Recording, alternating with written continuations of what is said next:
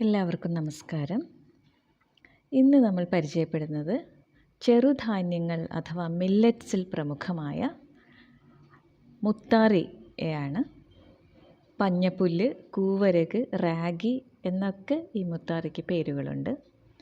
പൂന്തണ്ടിൻ്റെ അറ്റത്ത് കതിരുകൾ കൈവിരലുകൾ പോലെയാണ് ഇതിൽ ക്രമീകരിക്കപ്പെട്ട് കാണുന്നത്. അതിനാൽ ഫിംഗർ മില്ലറ്റ് എന്നാണ് ഇംഗ്ലീഷിൽ റാഗി അറിയപ്പെടുന്നത്.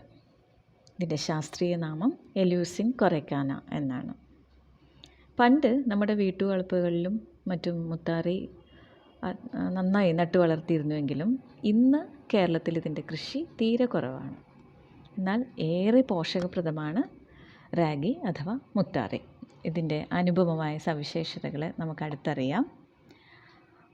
പ്രധാനമായും വരൾച്ചയെ അതിജീവിക്കാനുള്ള ശേഷിയുള്ളതിനാൽ ജലലഭ്യത കുറഞ്ഞ വരണ്ട പ്രദേശങ്ങളിലും മുത്താറി കൃഷി ചെയ്യാവുന്നതാണ്.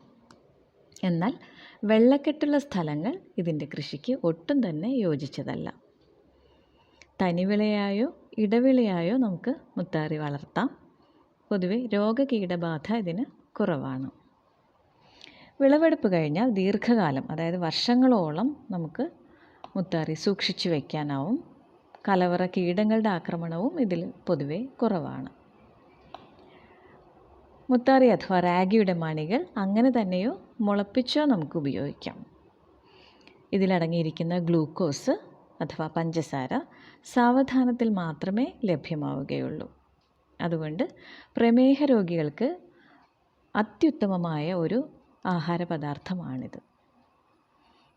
ഇരുമ്പ്, കാൽസ്യം, ജീവകങ്ങൾ, അമിനോ അമ്ലങ്ങൾ തുടങ്ങിയ വിവിധ പോഷക ഘടകങ്ങൾ അടങ്ങിയതിനാലും വളർച്ചാ ഹോർമോണുകളുടെ സാന്നിധ്യമുള്ളതിനാലും എളുപ്പം ദഹിക്കുന്നതിനാലും മുത്താറി അത്യുത്തമമായ ഒരു ശിശു ആഹാരവും കൂടിയാണ്.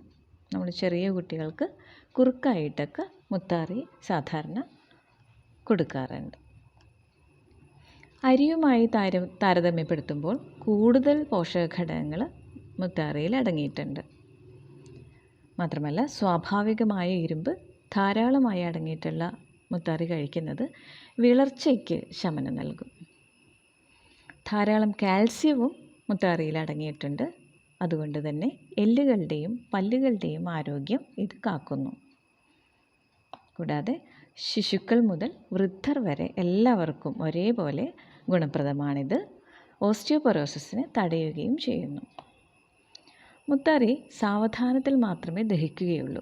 അതുകൊണ്ട് തന്നെ രക്തത്തിലെ പഞ്ചസാരയുടെ അളവ് കുറയുന്നു. മാത്രമല്ല ശരീരത്തിലേക്ക് അമിതമായി ഊർജം അഥവാ കലോറി എത്തുന്നതിനെ തടയുന്നു.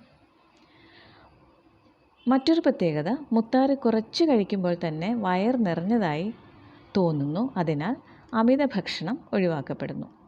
അതോടൊപ്പം അമിതവണ്ണവും നമുക്ക് ഒഴിവാക്കാം.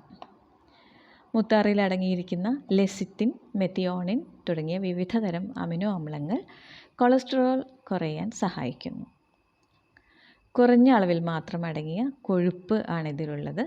അതിനാൽ അത് എളുപ്പത്തിൽ അലിഞ്ഞു ചേരുന്നതുമല്ലാത്തൊരു തരവുമാണ്.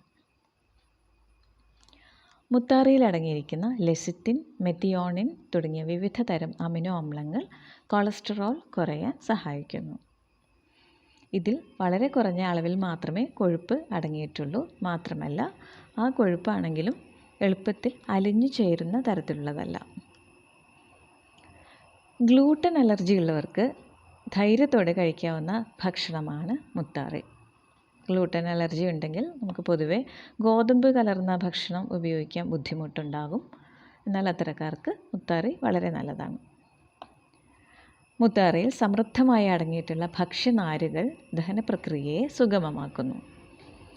ജീവകം ഡിയുടെ അപൂർവ സ്രോതസ്സുകളിൽ ഒന്നാണ് മുത്താറി. പൊതുവെ ജീവകം ഡി നമുക്ക് സൂര്യപ്രകാശത്തിൽ നിന്നാണ് ലഭിക്കുന്നത്. ആഹാരവസ്തുക്കളിൽ ഇത് അത്രയധികം കാണപ്പെടുന്നില്ല. എന്നാൽ മുത്താറിയിൽ ജീവകം ഡി അടങ്ങിയിട്ടുണ്ട്. അതുകൊണ്ട് തന്നെ കാൽസ്യത്തിൻ്റെ ആഗിരണം സുഗമമാക്കുന്നതിനും ഈ ജീവകം ഡി സഹായിക്കുന്നു. മുളപ്പിക്കുമ്പോൾ മുത്താറിയിൽ ജീവകം സിയുടെ അളവ് വർദ്ധിക്കുന്നതിനാൽ പോഷകഗുണം ഏറുന്നു. കടുത്ത തലവേദന, മാനസിക സമ്മർദ്ദം, ഉറക്കക്കുറവ് തുടങ്ങിയവയ്ക്കെതിരെ മുത്താറി ഫലപ്രദമാണ്. ഇതിലടങ്ങിയിരിക്കുന്ന ട്രിപ്റ്റോഫാൻ എന്ന അമിനോ അമ്ലമാണ് ഈ ഗുണത്തിന് കാരണം.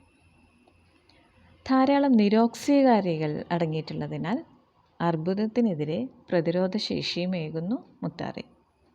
കൂടാതെ ആരോഗ്യവും ഊർജ്ജസ്വലതയും യൗവനവും നിലനിർത്താൻ ഏറെ സഹായകമാണ് മുത്താറി നമ്മുടെ ആഹാരത്തിൽ ചേർക്കുന്നത്.